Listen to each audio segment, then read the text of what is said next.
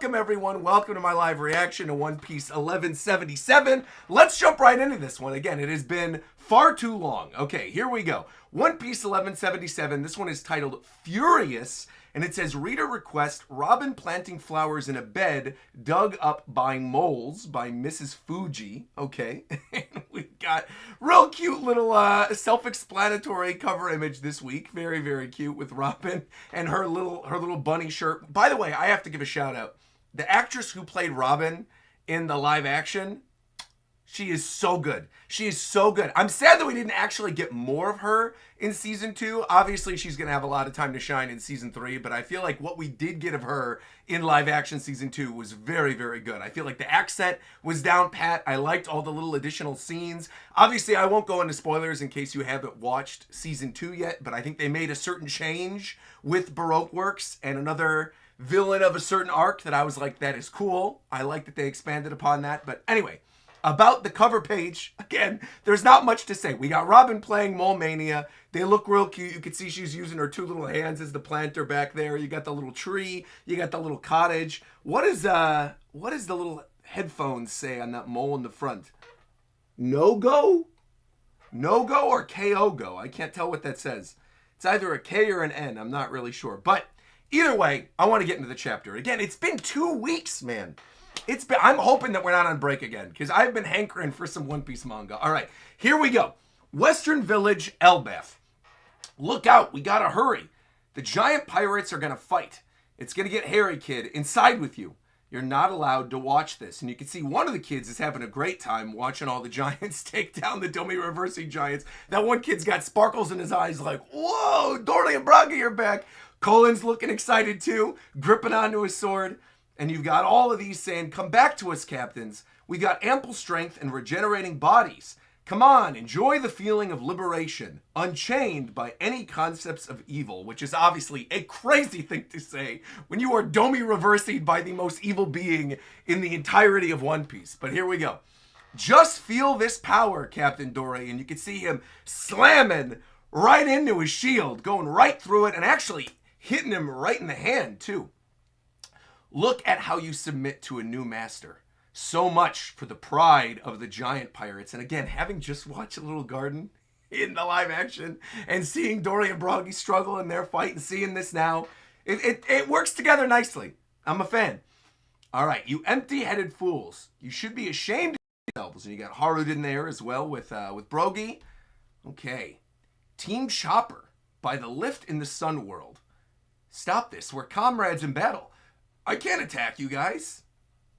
DDT? DDT Rhodes. I don't even know who DDT is. I've never seen this character. Do we just randomly get a character with the will of D dropped in the middle of this? What's going on here? It's also spaced as if it is a middle initial. That the first name would be D. And the middle initial is D. DDT? You can't attack us. Is that your excuse? Come to our side, Kashi. It's incredible to have an undying body. I thought they all went away. And then you can see another one up there. You say you can't attack us, but could you do it even if you wanted to? Let's see you try. Wait, I'm sorry. Normally I don't like stop in the middle. I have to look up this character. I don't know DDT. That just seems like something that would be incredibly important, that we would have been talking about more. Hold on. Surname and middle initial are both D. The character's not even on One Piece Wiki. What is going on here? It auto-corrects to... Did you mean Marshall D. Teach? Who the hell is DDT? You don't just throw this in the middle of like a random battle section. Who the heck is this? Dusty Rhodes. Dusty, is that like a real life wrestler or something you guys are saying? DDT is actually a move in the WWE. It's a wrestling move. Really? Wait, but hold on. I might be reading this incorrectly. I'm pretty sure DDT is the name of one of them, and then Rhodes is the other, though. They're not screaming out attacks right now. He says, I can't attack you guys. Please, DDT Rhodes. You can't attack us. Is that your excuse? I thought they all went away. You say you can't attack us, but could you do it even if you wanted to? Let's see you try. And you can see one of them going, be careful, Kashi. If you get surrounded, you'll be turned into a demon. Wait, but this is... The people pointing out that it's a wrestling reference are almost certainly correct since Oda's Elbaf naming scheme. Right, but what I'm saying, I feel like enough people in my live chat are being nonchalant about this that I feel like I'm going crazy. He just threw in a character potentially with the Will of D randomly in the middle of this giant attack. How is my chat not going crazy for this? These are new names. That's what I'm saying. There are not that many characters with the Will of D. How? This is crazy. All right, whatever. I don't know. It's clearly you guys know something that I don't know. If I'm reading this and I'm freaking out over a Will of D character and it's nothing. That's nuts, though. How is my chat this slow when there's a Will of D announcement? That is insane. Brother, there's 400 of you and nobody is saying anything. That's all right, whatever, man. All right, if you guys think this is not a crazy reveal, that's nuts. All right, well, here we go. All right, so we got a Will of D character introduced in the middle of this. You'll be turned into a demon soon. All right, please, Kashi, you gotta fight. I can't. We've been friends for decades. I can't hurt them. And you got them screaming Kashi. Okay. Hey, Gantonio. We've known each other for ages, but I gotta get something off my chest. Whenever you asked for a bite, you took half. I'm sorry, Captain. Okay. And he slices through him. Fine. I'm still, like, reeling at the DDT thing. It's because the unofficial translation, TCP, had it as just DDT, so that's probably why. This is why you gotta read the official, bro. Because I'm like, they introduced a Will of D character, and I think the thing that's important to note is that it's spaced. It is specifically spaced as D.space D.T.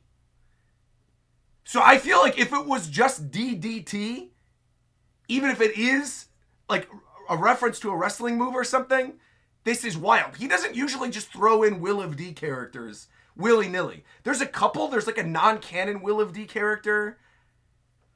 I mean, I guess you're right that a lot of Elbaf is D, so it just figured it didn't matter anymore. But that's a big deal. Still. All right. I don't know. It's all right.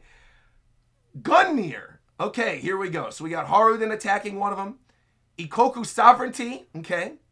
Giant Trauma. So they're all taking out a bunch of these other Domi Reversi giants, killing them. No holds barred.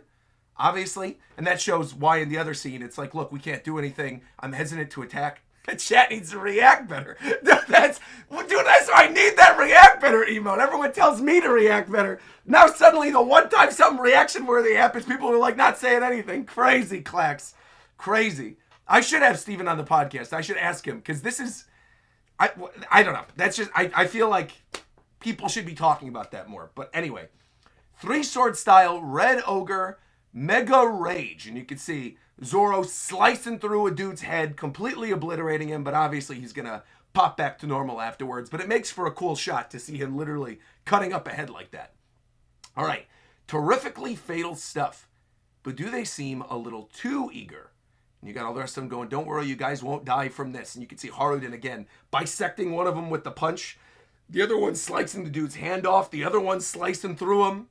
All right, Team Chopper. You can see them all screaming, run away, Kashi. I'm sorry, I can't do it. Scopper, hopefully, is just going to figure this out, being like, this is the only way out of the situation. Let's take out the Will of D character. And you got, okay, Chopper over there chumping down too.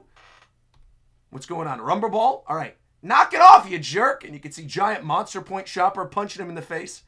That doesn't even hurt.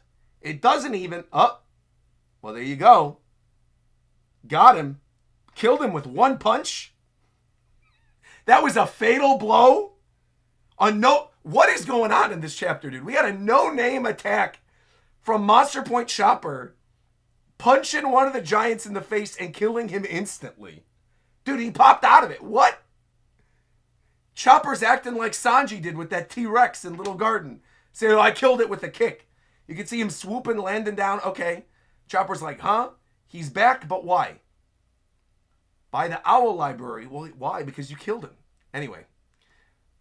Okay. I'm not going to read that out loud because that's crazy that they called him that, but that's fine. And then you got, you guys know what I'm reading. And then you got the clown over here going, yummy. Okay.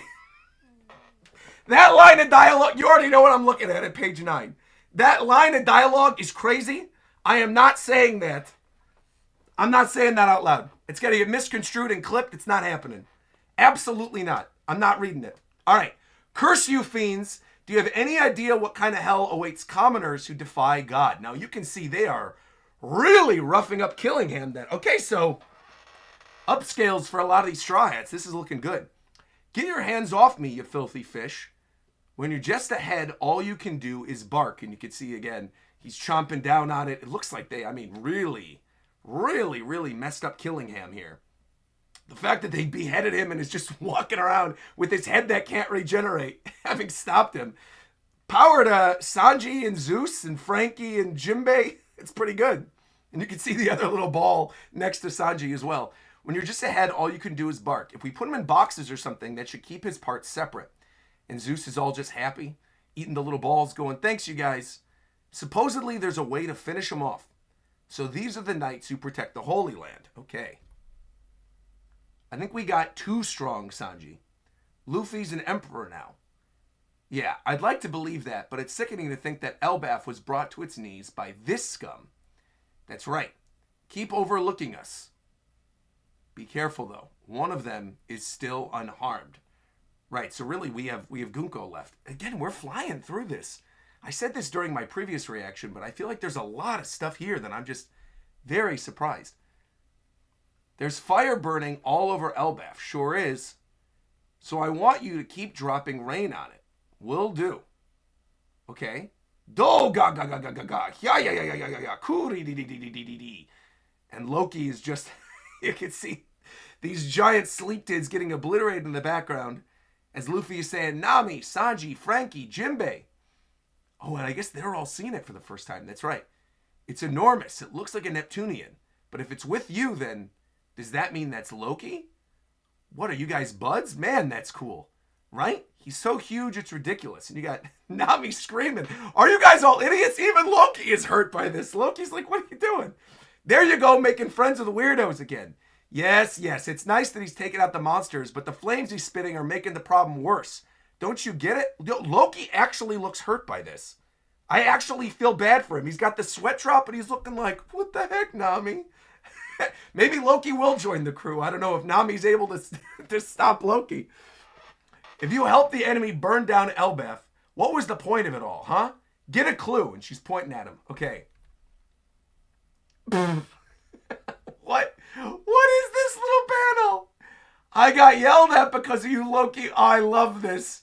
That right there is like potential for a reaction meme. That is so cute. Just Luffy being relegated to feeling like a kid getting yelled at, and Ragnar patting him on the back like, it's okay, buddy. And he's looking sad too. This is a cute chapter. What the heck? I'm destroying the people who are harming Elbaf. Why should I be scolded by your crewmates? And you got him, okay, going, making almost like an Odin pose. He's getting burned. But wait a minute, it's just lightning. Why doesn't it work on you? If it did, I would whoop your butt right now. Well, we all know, obviously, why it doesn't affect him. Because he's made of rubber. And you can see Loki obviously very freaked out about this. Like, what the heck? That should have knocked you out. But meanwhile, okay, we got Gear 5 Luffy looking over. And now we're in the Team Brook branch, Route 8. See, I'll save it for the review, but I have a specific thought about the way he's actually handling this chapter. I think compared to the previous one, that is a positive thing. But we'll talk about it when we get there. But remind me, there's something in particular I want to talk about with the layout of this chapter itself when we get to my review portion. All right, Team Brook branch, Route 8. You got him saying, please, Usopp, you have to run away. I only did this on my own for personal reasons. She's simply too dangerous. You expect me to run and leave a friend behind, Brook? A real warrior doesn't run away. You can see Brook stabbed through, looking at Usopp. All right, tell me this is finally going to be an Usopp moment then. I like this. This seems very similar to like one of Usopp's little bravery moments. Oh, this is good. Okay, we do have a full speech coming from Usopp. I've been dreaming of this place for years. And I'm not going to humiliate myself here. Dude, Usopp and Brook versus Gunko? More importantly, I'm furious. You see, Brook, these guys are disrespecting Elbaf. They're sneaking around, kidnapping children, and you attack the kingdom with monsters rather than using your own strength. Excellent speech from Usopp. This is good so far. Taking over the minds of the proud, noble warriors, and forcing them to kill each other. Your plan is scummy, cowardly, and cheap. Shame on it. Immediately she goes to blast Usopp. Usopp's already missing a few teeth. And you can see he gets knocked back. Brook is getting up with the sword in his chest saying, Usopp, please. And it looks like if Brook was not a skeleton, he would have been dead from that. Looking like she cracked his neck right there, knocking his head backwards. Why isn't she doing that to Usopp, though? I feel like she does it to Brook, maybe knowing that's not going to kill him, but this is crazy. And Usopp's still getting up. This is good. Elbaf is a nation of warriors. They've lived by their swords, their shields, and their very lies. If you want to rule over them, at least have the pride to fight them head on, you coward. You can see him charging up an attack. And Gunko talks back over at Usopp saying, one who rules does not sully their hands with tawdry matters such as this. Ooh. And then Usopp's cranking back. Skull blast grass. Fire! It doesn't seem like it's going to do anything because she's just holding her hand up. Obviously, cool looking attack. Giant mushroom cloud looking like a skull. Skull blast grass. Looks like it did more damage to Brook and Usopp than it did Emu, though. I mean, I don't know. Emu's pretty messed up. Emu's cracking a little bit. You can see part of the head is gone. Part of her wings are gone. Another part of her other wings are gone. Maybe if it's a deadly attack, if Usopp kills Gunko, maybe Gunko comes out of it. But then again, Gunko is possessed by Emu, is not necessarily Domi Reversi'd. So I don't know if this is going to work the way he's intending. That would be awesome, though. If I turn the page and Gunko is out of Domi Reversi or out of being possessed, and they have something in there about like, oh, you can stop the possession by killing too, that would be crazy. That would be crazy. To have Usopp be the one to do that. That would be a pretty hype moment. Because she's looking pretty messed up. There's a blast in her head. There's a blast in her wings. Pretty good. That would be pretty good. That would be the moment that I think a lot of us are waiting for with Usopp. And I love that speech. That speech was great. Oh man. Wow, so it did a tiny little bit. She just regenerated back. Oh man, and now Luffy and Loki are here. That is a great panel. On page 16 and 17, double page spread of Loki, enormous Loki, with Ragnar on the top, looking down at Gunko Emu, with the corpses of Brook and of Usopp there. And Luffy getting real upset. This is the one. This is the source of the haki that reached the underworld. And Gunko's looking over just with 3 little dots. Oh no. And then Luffy's looking down, seeing Brook and Usopp messed up. And he's getting serious, saying, I'm pissed. Well, he should have been already, to be fair. But that's good on you, Luffy. That's good. And Loki is also saying, forgiveness was never an option.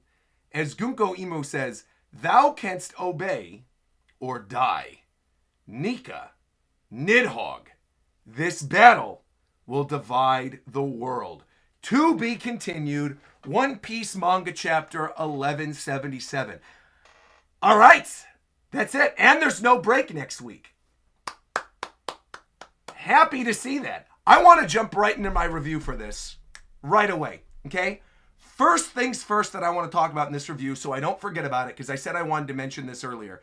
Something I really genuinely loved about this chapter is that one of the complaints I had with the previous chapter, not to say it was bad, it was just that it was a little all over the place, right? Like I mentioned in my review last week that I enjoyed that chapter, and there were great moments for Sanji and Jinbei and Frankie, but I feel like we didn't actually spend enough time with each of those characters to really fully grasp like what was happening with all of them. It felt a little ADHD. Whereas this chapter, even though obviously it's a little bit as sporadic as the other one was, it's, I think, handled very nicely.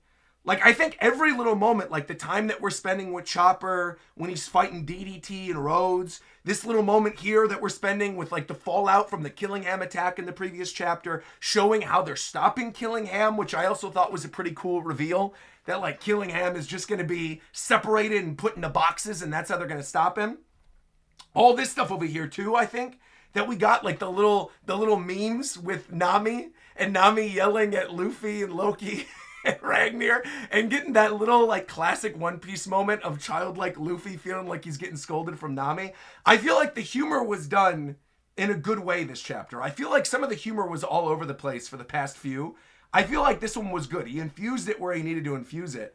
And I don't know, I felt like the pacing of this one overall was pretty nice too. And I like just seeing Loki not being a full-on terror. Obviously, he's still menacing, right? Obviously, he's still this crazy strong character. But seeing him interacting with these characters on a level that I've been looking for a while. I think like for a really long time, Loki has been seen as like this untouchable, really strong, oh my gosh, we have no way to stop him kind of guy. And you could kind of see like the cracks in his armor during this chapter a little bit with some of the facial expressions. I think Oda did a really, really good job with that. I'm a big fan of Loki. And also, he knows when to make him intimidating, because obviously that lightning blast from Loki would have killed anybody else. But the fact that he did it to Luffy, who obviously is not affected by the lightning, I thought that was pretty nice. But this final panel right here of this is the one, the source of that hockey, of him looking down, intimidating on top of Emu, setting up like a potential 2v1. I don't know. I feel like potential for the final fight of this arc to be a 2v1 is hype to me. But I also have been burned enough to know that when we see a 2v1, it usually doesn't end there. I remember, I'm old enough to remember, doing live reactions to the Dressrosa manga. And I remember when we got to the rooftop of Dressrosa, right? Post Kyros beheading Doflamingo and the birdcage setup and a lot of stuff that was happening. I remember being there when Law and Luffy were fighting Doflamingo. And we had that 2v1, and I'm like, bro, this is how it's going to end. This is over. This is how they're going to make it where they can easily clean up Doflamingo. Now, obviously, that's not how that went down. We got all the stuff with the flashback, and then Luffy went Gear 4 for the first time. There was a lot of different stuff that happened in Dressrosa. But I feel like when we got the 2v1 set up, I was extremely excited to see it. And obviously, what little we did get was pretty cool. But that wasn't the thing that ultimately resolved that arc. The same thing kind of goes with like Wano Country, right? Where you have like Roof Piece happen and you get Kaido and Big Mom. It's obviously to a greater extent. It's more of a group fight than a 2v1. But you've got like Kaido and Big Mom versus all of the Supernova characters. I thought that was great as well, right? Having like Luffy and Zoro and all them attacking, that was great. But at the same time, right? At the same time, that ultimately did get parsed down to Luffy versus Kaido. There was a little bit of Yamato that was thrown in there as well, right? We had a little bit of stuff with Yamato with Kaido too. But I don't know. The way this is being set up, I'm just like imagining this in my brain, especially after having just watched season 2 of the live action and thinking back on some of those older arcs and thinking about how Oda likes to pace things out and thinking about like how long we've been in Elbaf already versus like how much that time was actually spent in that God Valley flashback. Something is leading me to believe that this could actually be the final fight. And I don't want to fall for it again. And I don't think it's going to be resolved as easily as we think it's going to be resolved, right? I still think there's potential for Loki to potentially get Domi reversied and destroy Elbaf and all of us having to escape and that leading to Final War and Ragnarok being brought on. I totally think that could still happen. But at the same time, I also see a world in which the two of them kill Gunko, potentially like knock her out of it, bring her back to her original age, right? Age her up, have that good moment of resolution with Brooke, who was obviously present during all of this. That Brooke, I gotta say, by the way, on this panel, it was on 14 and 15, when you get that moment where Gunko reaches her hand out and then snaps Brooke's neck. That is brutal. I feel like the beginning of this chapter, the stuff we got with the giants, no holds barred, going off against some of the other Domi Reversi giants, slicing them in half and slicing up their heads and doing all that kind of stuff. That was fine. But I almost feel like you didn't feel the impact of those attacks. They didn't actually feel as scary as they were Because again, they're not showing like blood spurting all over the place. They're not showing, these characters are getting cut up. At the end of the day, they're like, don't be reversing characters, and it kind of means nothing. Whereas like Brook, literally seeing his neck snap like that, I don't know. It does something to me, man. I feel really bad. Also, it's the fact that I care about Brook. Whereas a lot of these no-name giants I could care less about. I guess that's why. But either way, I thought that was really, really good. And this whole thing with Usopp, this speech from Usopp saying, your plan was scummy, you're cowardly, you're cheap. That whole thing was great. Saying that you're attacking this proud, mighty nation and you guys you're trying to be these noble warriors, but you're not. Right? These people, these are the noble warriors. These are the people that I look up to. How dare you sully their name by doing these things to them? I thought this speech from Usopp was great. I am hoping, though, this isn't the one Usopp moment. I'm hoping he still does something else this arc. I do think, though, if the second to last attack before the final fight is this speech, and then Usopp aiming, attacking, and blowing up Gunko, that would be pretty hype. But this also feels like a rooftop moment. You know what I mean? I don't know if anyone else agrees with me. This feels a little bit like Wano Country when the samurai were attacking Kaido and Luffy shows up and sees Kinemon on the ground. And he's like, oh, I'm getting serious now. I got to take down Kaido. That's the mirror that I'm getting here. Which then also worries me a little bit because I'm like, not for the story. The story, I'm excited to see where it's going to go. It worries me for Loki. Because that's the vibe that I'm getting from this. But who knows? I guess the beauty of this is that Oda can go in any direction. That's the fun about reading week to week versus, doing like a full volume breakdown, is that you really don't know where the story is going to go. But I think in the grand scheme of things, taking it at face value, this moment from Usopp was very good. But I think speaking as somebody who has been looking forward to Usopp doing a lot during Elbaf, if this is his meant to be big moment, this standoff against Gunko Imu blowing her up and then not actually doing anything, that does kind of fall on deaf ears a little bit to me. I don't want that to be it. I want something else from Usopp. Now again, I've been saying this for a very, very long time. Ragnar is now in the vicinity. Ragnar's sitting on top of Loki, looking down at Gunko Imu. Like there's potential there for Ragnar to potentially do something with Usopp. I think someone brought up the idea, which I thought was really funny. This wasn't even in a One Piece stream. This was in one of my other gaming streams during the week. Someone brought up the idea of Ragnar wielding Usopp. Because Ragnar is so huge. Ragnar would pick up Usopp and Usopp would be Ragnar's hammer. I was like, that's actually really cute and really funny. But again, that might be a little too goofy for where we are in the story. Either way, again, I like this moment from Usopp. I just think in the grand scheme of the story, I'm hoping that this isn't all he does. But again, for what it was, just this chapter itself, I enjoyed it. I feel like also Luffy should have been a little more pissed earlier.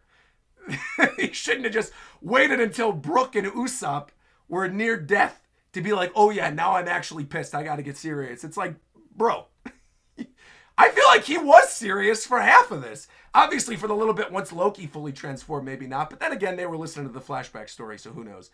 Overall, though, again, I think this was paced really well. I mean, I've barely even talked about this chopper thing. But it's also, like, I don't know. This segment here, this is the one segment of the chapter that is strange to me. From page 4 to page 8 is a very strange part of the chapter. Because they introduce this D character, which very well may be a joke, right? What the hell is wrong with me? Very well may be. Excuse me. What is going on there? I sound like Porky Pig. What is going on there? Anyway, he introduces DDT, right? Who could be a wrestling reference, but also the way that it's spaced to give the D middle initial. Even with Elbaf being considered that all of the people of Elbaf are D, that's still wild to introduce a named character, stand out like that. I don't know. I guess, again, if everyone is D, then it's like Dory D something, Brog D, whatever, sure. But why single him out like that? I don't know. It just seems weird. I know it's weird that I'm harping on that one thing, But it just like is a big standout whoa moment to me. I guess a lot of that again comes from the fact that I am a long standing One Piece fan. I've been through this for a long time. So I am, I programmed almost to see a D on the page and lose my mind and go, holy mackerel, wait a minute. We got a Will a D character. Whereas now the D is being thrown around willy-nilly. It's still, I don't know. It was a little shocking to me to see it in the moment. Yeah. Anyway, you get that. And then we jump into this bit. Like I said, this is the weird section. With all these giants doing damage and killing the Domi Reversi giants, right? And again, the attacks are supposed to be really brutal. Like, wow, they're truly terrifically fatal stuff is what he calls it. But I'm not feeling really anything from any of that. I think the fact that like we're not seeing any blood, and I'm somebody who usually is pretty squeamish, but like the fact that we're not seeing any blood when he's quite literally punching the dude in half, blowing up a guy's head, like, I don't know. It feels weird. Again, especially when you compare it to later things that happen in this chapter. It just seems a little off. It doesn't to me feel as scary as I think it's supposed to feel.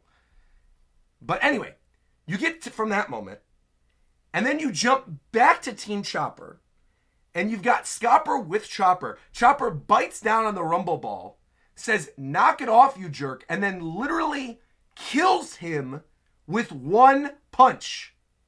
With one punch. Says, knock it off, you jerk, punches him, kills him, and you can see he comes out of the Domi Reversi. Like, bro. That's crazy to me. Because he says he's back, but why? Now, I could be wrong. I might be reading this incorrectly. But the giant saying, gahaha, it doesn't hurt, it doesn't even, but you can see the thing being peeled off of him. You can literally see the Domi Reversi pulling off of him. I don't know. It seems weird. So did Chopper actually, like, kill him with the punch? That'd be crazy. That would be a great upscale for Chopper. If he's no longer part of the weakness trio, smacking him in the face like that, as the little Domi Reversi thing is coming off. You can literally see it popping off. I don't know. But why? And you can see him land back down. I don't know. Chad is saying, Chopper Forest God? Chopper is the forest god. He really slaps the demon out of the giant. I don't think Chopper killed him. There's something going on. I don't think Chopper killed him. Definitely wasn't fatal. Well, it knocked him out. So it did something. Are we going to have Chopper smacking people throughout the rest of this arc? knocking the Domi Reversi right out of him? That's crazy. You got a lot of people saying, even Chopper getting an upscale. Come on, Usopp. It didn't KO him either. Something else must have happened. We literally see the demon peeling off the other dead giants. Well, I mean, again, we see it clearly coming off of him here. He says, knock it off, you jerk. Slaps it. The giant says he doesn't hurt. I assumed when I read the he doesn't hurt thing, you know how I took it? I could be incorrect. The way I took this when I was reading this was that thing that you see a lot of the time in like Fist of the North Star, right? When a character gets punched and they're like, ha ha ha, that's really all you did to me? It didn't even hurt at all, and their head explodes. You know what I mean? Or like the thing where you see a character get cut in anime, and the character gets sliced in half, and then, you get the slice after like a confrontation, the character's like, ha ha, that's all you did, and then afterwards you see the sheathing of the sword and the thing blows off. It's like the you are already dead kind of thing. That's how I read this. But maybe I'm wrong. Seeing the thing peeling off of him, though, I don't know. Maybe there is something else at play. I think it would be cool, though, if Chopper literally punched it out of him. Yeah, exactly. Omae wa no shinderu. Exactly. That's exactly how I read this. Chopper awakened the human fruit, perhaps, transforming demons back into humans? Oh, I mean, that's an interesting concept. I didn't even consider, like, potential awakening for Chopper. I gotta say, I don't like the idea of Chopper being strong. Huh? Chopper isn't made for pressure point delayed death. Maybe it's just one of his smaller forms. I don't know what's going on here. Maybe it was Moria cutting the shadows? Maybe it was Moria cutting the shadows. I mean, look, I'm not going to say never when it comes to One Piece. Maybe that is Moria. Maybe that's like the shadow of Moria peeling the Domi Reversi off. But I gotta be honest then, if that is Moria, like, what in the heck? Like, you know, if we're going from Wano country, him not being involved at all, seeing his deal with Blackbeard prior to that, and then showing up randomly in Elbaf, I don't know how I'd feel about all that. That would seem a little weird. I hope it's not. I hope it is something, like I was saying, like a Fist of the North Star kind of thing, where he literally punches him so hard that he doesn't even realize that he's dead. Because again, it's been pointed out multiple times over the course of Elbaf that the way to get knocked out of Domi Reversi is by killing them. So my assumption is that's what that was with that punch from Chopper, where he punches him, goes that didn't even hurt, but then he didn't realize he was already dead, and he slams down to the ground, and you could see it already peeling off of him. Because then all of them are going, but why? He's back, what's going on here? And we saw in that previous page on 4 and 5 with Chopper and those other giants, right? And Scopper trying to figure out what's going on and how to stop these things. Maybe it's going to end up being another Chopper point. Also, that's not Moria, bro. I'm right there with you, dude. Chat, I am right there. I don't think it's Moria. I'm simply reading what my chat said, and there were people saying it was Moria. Do not put that on me, Ricky Bobby. All right? Don't put that on me. I'm not over here saying that shadow peeling off is Moria. I've said my piece. I know what I think is going on with the Chopper thing. I'm just saying that's what people in my chat are saying. All right? My chat's not freaking out about the Willa D thing, but they're thinking Moria's showing up. All right? Don't pin that on me. Don't pin that on me, all right? I said like Moria, not Moria. Okay, but you weren't the only one. There were definitely, you go back and look, there were other people talking about Moria. Yeah, I'm like, why would Moria even be here? It's crazy. All right. Anyway. Yeah, you come out of this Domi Reversi thing. I don't know. I do think potential for a new point for Chopper would be really cool, though. But I also kind of like that awakening idea that you guys brought up. The idea of, like, awakening your human fruit and being able to, like, revert people back to their original form by touch or something would be neat. Because if it didn't actually hurt the giant when he slapped him, but just by touching him, he's able to revert him, that would be a great way to have a secondary character cleaning up a lot of the Domi Reversi stuff while Luffy and Loki are busy with, what's it called? With Gonko Imo. I keep seeing people in my chat saying Forest God Awakening as well. Sure. Again, maybe. I don't think Chopper is one of the 4 gods of One Piece, though, you know? I do think the human fruit awakening thing is cool. I think if this is not a new point, and this is actually Chopper, and that this Omaiwa Mo Shinderu kind of attack is something from a new point, I'd be cool with that. But again, I also really do like the idea of the fruit awakening. I didn't even really consider fruit awakening when he was attacking like that. But I do think that's pretty cool. Yeah. Chopper is not the forest god. That's, again, I am reading my chat.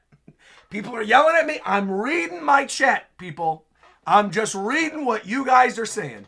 Don't put any of the crazy stuff that I'm reading out loud on me that chat is randomly puking out during this chapter. You guys are on a different level today. I don't know what's happening, man. This is very strange today. But overall, I will say this is a good chapter. I very much enjoyed this one. Again, I think he did a really good job, again, breaking down all those character moments in a way that didn't feel like it was all over the place. Giving Chopper a really good moment, giving Usopp a really good moment, having that really nasty attack done to Brook, but again, being able to do it because he's a skeleton. All the stuff with Luffy and Loki and that being set up for this 2v1, I think could be really great. Overall, I had a solid time with this chapter. I think this was very good.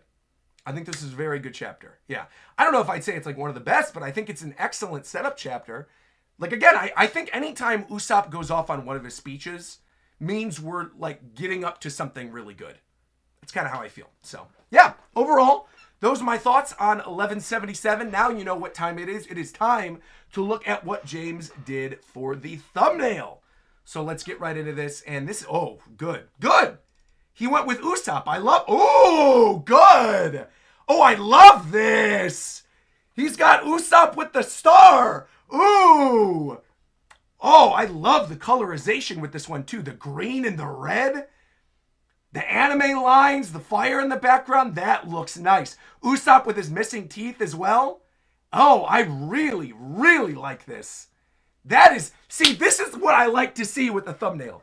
Obviously, I love when James goes all out and does those really beautiful art pieces or when he does multiple characters. But this right here is clean. You just get one single character, stand out, see a great moment. I love it. Dude, even like, there's a lot of detail that he put into this one. Check this out. Look at like even his little lazy eye after getting messed up in this corner. The little glint of light on this eye over here. The little detail on the puckering of the bag. Usopp needs some milk, right? This is very much a Whole Cake Island kind of situation. Dude, yeah. I think he also like upped the contrast a little bit on this one with the colors. Really, really beautiful stuff, man. Really beautiful stuff. Wow. Yeah, I love all of that. I also like what he's been doing with the lines as of late. Where he's been like coming into adding these gradients onto some of these lines to kind of like give it a little overall more cinematic kind of feel. That's beautiful. Yeah, you can see he added like inner shadow to the horn. You can see he added like center shadow to the helmet. The little gradient on the piece over here. Dude, James, well done, man. That's a beautiful piece of art right there. I think if you made that like a PNG of just Usopp doing the aiming of the star attack, you could slap that on something as a sticker. Even just this alone looks like it could be a sticker. Also, the impact lines going in to where he's pulling back the attack, I think looks really nice as well. Really gives it a good feeling of movement. Man, beautiful. Yeah, even the little cracks that like no one's ever going to see up here. The little cracks on his little horn that you got up there as well. The little bandages. Wow, beautiful stuff, James. Absolutely beautiful stuff. Well done. He also picked a really good shot to adapt because the green contrasts with the orange fire. Yeah, for sure. Also, Kanan says, there's no doubt in my mind that Usopp's going to have his moment here in Elbaf. I know it's just a meme, but I really don't think Oda's going to leave it as is. Well, again, I think the way that they set up the Usopp speech, if that is the final thing before going into the final fight, if that is the last thing that we get before going into, like a 2v1 with Luffy and Loki actually taking down Gunko Imu and like knocking them out of Elbaf, I think that would actually be quite a good moment for Usopp. I think, again, what I said earlier still stands, where if it's more of like a Kinemon moment, and it's more of like a lead up to like the second fight, where then Luffy and Loki attack, something happens, maybe Loki gets Domi reversing, whatever, and then you get into another fight with Luffy at the ending, then I might feel a little bit differently about it. But if it's like the last thing said by any of the characters before the big final fight, then I think that's actually a pretty good moment for Usopp. Yeah. Also, I did think that Nami yelling at everyone in the scene on Ragnar, patting Luffy on the back, was peak One Piece. I agree. I loved that moment. Absolutely loved that moment. Yeah. But overall, really, really, really well done, James. Beautiful stuff on the thumbnail this week. You really did a great job. Love to see this. Thank you very, very much.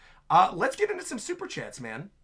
Let's get into some donations. All right, we got quite a few of them. I'm actually going to read the one that just came in first, because I actually have a short going up about this a little bit later. Roberto donated and said, my super chat today is to say I'm so happy that Erica Schroeder is coming back as Joy Boy. I told her on Instagram and she gave me a like. That's awesome, Roberto. Many of you remember, I said in my big prediction video at the beginning of this year that they were going to cast 4Kids Luffy as Joy Boy. And people were like, I don't know if they're really going to do that. I think it's going to be Iñaki. And I was like, okay, we'll see. And now here we are, March 22nd, 2026. Erica Schroeder, original 4Kids Luffy, is voicing Joy Boy, just like how the OG Luffy from the OVA in Japan is voicing Joy Boy in Japan. Very happy about that. Happy to say I was right. Very, very happy about that. We have another super chat coming through from Sunny, who said, another idea that I had with this chapter is that Domi actually possesses someone with a demon shadow. That might have been why Moria was targeted at the war, or there might be some relationship to it, which then goes in line, obviously, that was with that discussion that we had regarding Moria, peeling the shadows off of people, and then the Domi Reversi looking like it's being peeled off like Moria. See, I'm being very careful for the person who was being upset that I misconstrued one of the things that they said in the live chat. So there you go. It's like Moria, similar to Moria. That is interesting. I like the idea of the shadows potentially playing more of a role. I gotta say, though, I don't think Moria is showing up here. I will say that. Chat was talking about it a lot. I don't think Moria is showing up here. I think it would be very strange for Moria to not show up in Wano when he literally had a story reason to be there, than to just randomly be here in Elbaf. Like, what reason would he have to be here? Where even is Moria right now? Right? Like, Kobe and Perona were going to go save him. You had him with Blackbeard. I don't think we really know his exact location. So, I don't know. Bryant Brawler came through and said, why don't we get more 2v1 fights or group battles? It's not just here in One Piece. I just feel like it happens a lot in manga. Is it just me? An answer as to why we don't get 2v1s. I think it's because a lot of the time when you look at the fandom for anime and manga, people like 1v1s. People like power scaling. And it's more difficult to do that when you've got a 2v1. Though, let me remind people, we've got a short-term memory. We did just get a really excellent 2v1 fight. We just got one in Wano Country with Kid and Law versus Big Mom. So again, and that was how that fight actually wrapped up. The Big Mom fight actually ended with Law and Kid working together and actually taking down Big Mom. So who knows? If Big Mom goes down in a 2v1, maybe Gunko Imu is going to go down in a 2v1 as well. Who knows? I also agree with my chat that it might be a little harder to choreograph when you've got a lot of characters running around and multiple things happening. But also I feel like Oda's done a pretty good job in recent memory of having battles with multiple characters on multiple fronts doing damage in a way that feels cohesive. So, I don't know. Yeah, I don't really have a good answer as to why anime and manga don't do it more frequently. All I can say is that I am happy that we are getting one. Very, very happy that we're getting one. Yeah. Thank you again for your super chat. We got another one from Sunny. Oh, I think this was part of the same super chat. I see we got another one from Sunny saying, I think there's still more to the game to undomi reversi somebody as well. We only say that one giant turns into a non-lethal attack. So maybe one idea is two black pieces attack each other to turn white. Kind of similar to Dory and Bragi. But I'm really not sure about what happens to Chopper yet. Yeah, but like, how are they going to turn the other giants into attacking each other in the same way that Dory and Bragi did? Dory and Bragi makes sense because of that 100-year rivalry and everything that happened there and them sort of coming out of it a little bit and like understanding what they needed to do to stop themselves. I don't know if the other giants are really going to sack themselves in that way. Though, if somehow they were able to explain that to the noble giants, maybe they would just take themselves out, but I don't know. I don't know. I don't think they would. Yeah. The Chopper thing is definitely leaving me questioning what's going on here, though. And I'm very interested in about it. Again, I am somebody who very much likes Chopper as a character. I'm somebody who really, really likes Chopper. So the more that Chopper does, the happier I am. Would love for Usopp to play support alongside Luffy and Loki's fight against Imu. This one comes from Forever Nami, saying, please let him shine as the true sniper that he is and utilize his observation haki. I mean, Usopp's looking pretty beaten up, pretty roughed up in that scene when he's laying there and Luffy is saying he's pissed. I would love it if Usopp actually gets up, though. Again, if Ragnar does something and then like gets Usopp up and then the two of them do like a tag team attack or something, that would be great. I hope he's involved in some way. Again, if they involve Usopp in the final fight of Elbaf, I think that is that moment that we've all been waiting for. I think that's the, Usopp's really doing something in Elbaf kind of moment. So I love that. Yeah, I love that. Rob Harley also came through and super chatted and said, I've been having a stressful day, but my dog calmed down just in time. This chapter, this reaction, honestly, everything has been cinema. Oh, I'm glad you're utilizing the new emote. Yeah, my members. Thanks for bringing that up, Rob. Yeah, something I should point out. This might be the first time that a lot of you are seeing me in 2 weeks. I know a lot of people just tune in for the One Piece streams, and that's totally fine. I'm happy you're here regardless. But in case this is the first time you're here in 2 weeks, and you happen to be a member, we actually have a lot of new emotes that have been added to the chat. So during the subathon, We unlocked a bunch of new emote slots. We also replaced some of the older emotes as well. So there's a lot of new emotes. There's like a cinema emote. So anytime there's something really good that happens, you've got the little cinema emote. There's the one with Obi sticking his tongue out, like mocking people. That also is kind of similar to like Nami when she goes bleh and like points out at people. So you got that one. We've got the thousand yard stare one. That's really good. The black and white one of like me being shocked or in awe of something that happened and just like staring into the camera.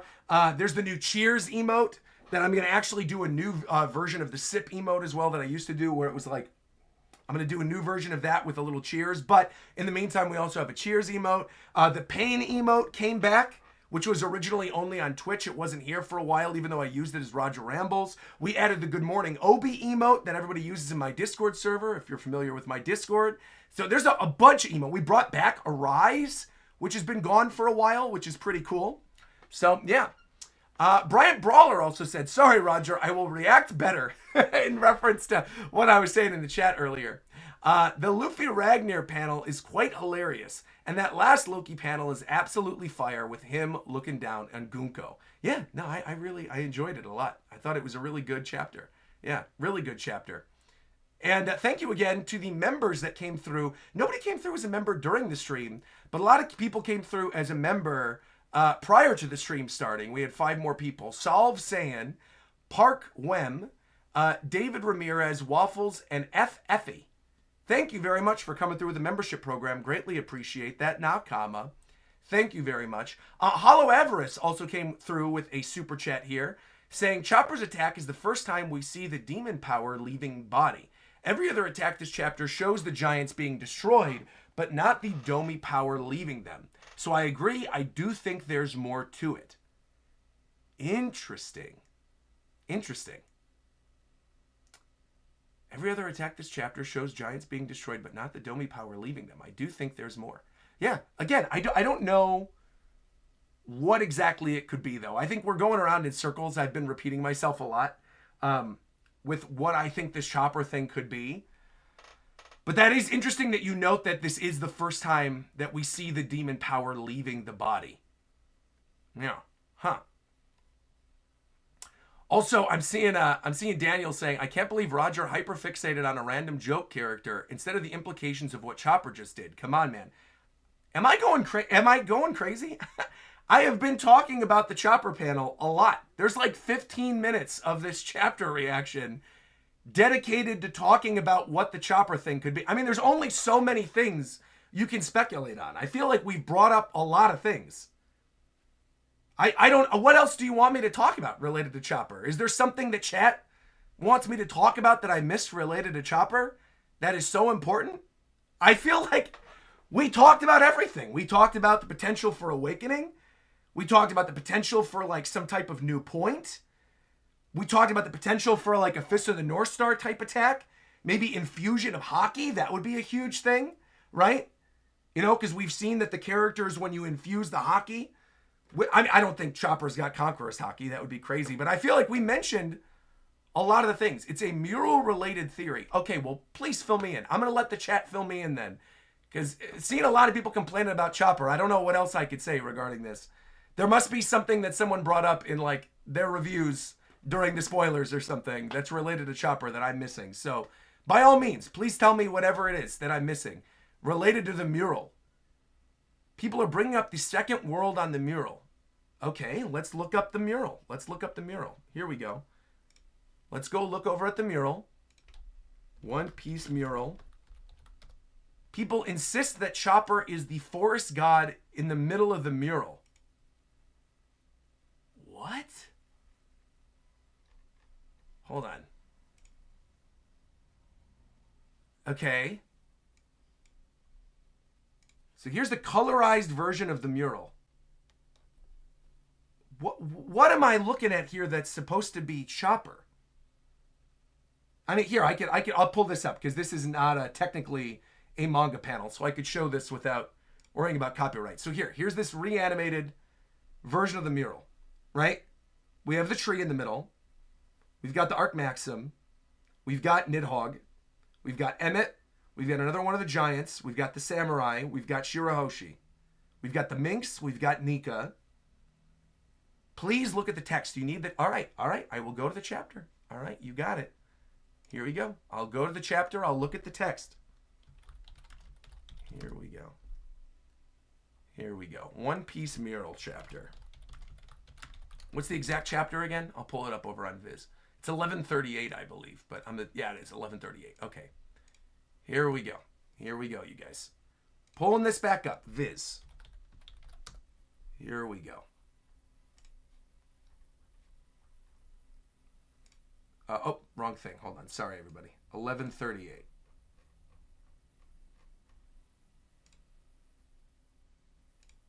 All right, the Harley. Here we go. Second world. Within the void there was breath. The forest god tamed demons, and the sun spread the fires of war.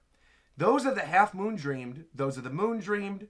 Man killed the sun and became god, and the sea god stormed. They will never meet. Okay, right. This is what we've read before. Within the void there, I'm reading this again. Within the void there was breath. The forest god tamed demons, and the sun spread the fires of war. So, just from that one line, the forest god tamed demons, people are assuming that Chopper is the forest god of the second world.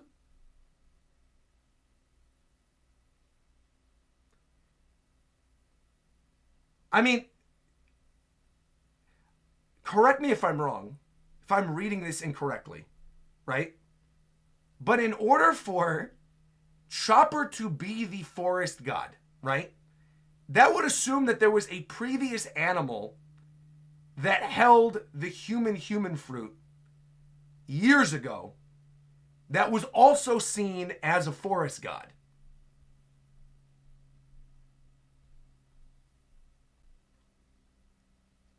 Again, I never say never anymore with One Piece, because I have gone against theories that I disagree with, and then people have come back and literally sent me death threats about being wrong when they were right, so like fine, whatever. But personally, this one line, the forest god tamed demons and the sun spread the fires of war, I don't know. I don't think Chopper is the forest god. I mean, that would be cool if they did that, if lore-wise Chopper was the forest god, right? And I mean, to be fair, you look at something like Princess Mononoke, you've got like the deer god in the forest and stuff. Thematically, it would work. I would like that. But again, the assumption would be that in a previous world, another animal of the forest ate the human fruit, and through nature having a human fruit, touching a demon, allowed the demons to peel right off of him. I don't know. Coming with possibilities that Blackbeard went to Drum Island, there's now connections. Every line with the Harley matters. Right, the Blackbeard Drum Island stuff was from live action. I liked that.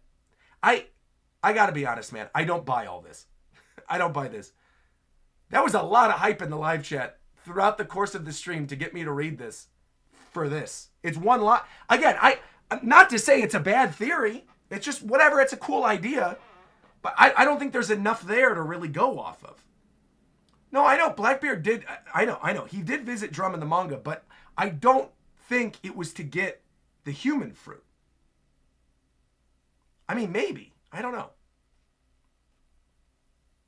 If people believe that, wouldn't that also validate Loki as the sun god, since he's literally the one spreading the fires of war?